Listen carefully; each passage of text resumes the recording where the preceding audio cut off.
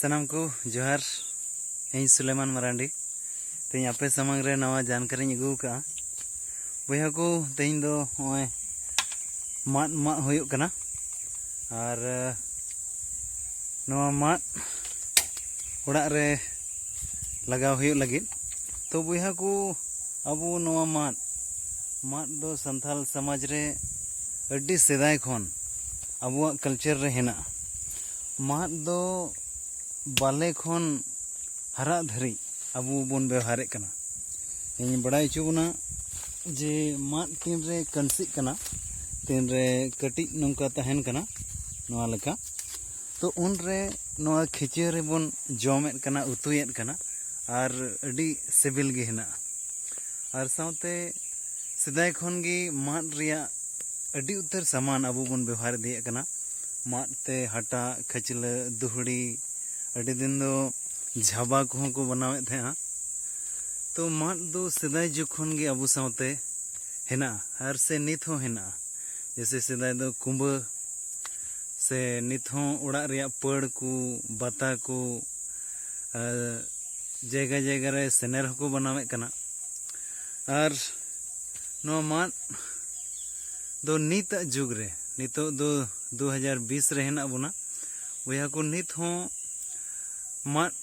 बेगर दो लटू बिल्डिंग बांग तिंगु कना तीना लटू लटू बिल्डिंग बन नेले कना 10 तला 20 तला जोतो रे माद को व्यवहार का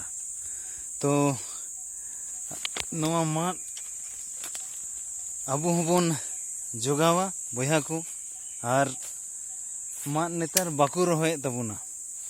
तो दारी रहोय अडी जरूर गया और विशेष कायते माद दो अबू सावते हेना मिटांग को मेन का ठेंगा तो माद रिया ठेंगा और सेदाय खन बन बड़ाया जे मिटांग ठेंगा दो आम साव मिटांग गाती बराबरी कनाय आम एस्कार गे जहाँ तिना निंदा चला में मेनखा मिटांग माद जुदी तहन तो बुझ में आबेन दो बार होड़ आबेन तो बया को माद रिया दो आयमा इस्तेमाल हेना और नितो माद रिया कुछ कला आयमा लेकान कारीगरी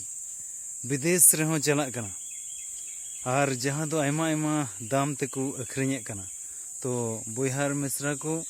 अबू हों माद रिया कमी को बन चेदा और बनाव कते